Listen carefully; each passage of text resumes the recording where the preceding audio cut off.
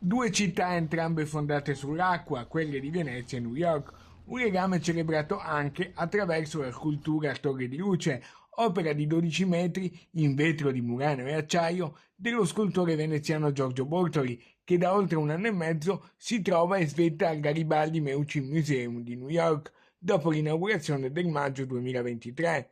Bortoli in questi giorni è sbarcato per la prima volta a New York, dove rimarrà fino al 12 dicembre, portando anche il simbolo dell'associazione di Piazza San Marco, un volo che rappresenta per l'artista un sogno che si avvera e un cerchio che si chiude positivamente. Porto da Piazza San Marco un simbolo, il leone, dall'associazione Piazza San Marco e quindi tutto si completa e si va avanti col progetto Venezia-New York.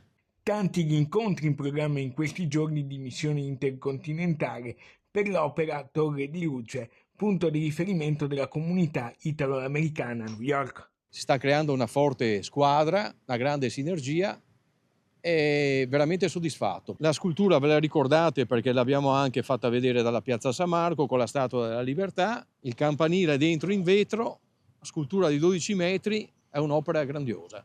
Ringrazio tutti, sono veramente soddisfatto.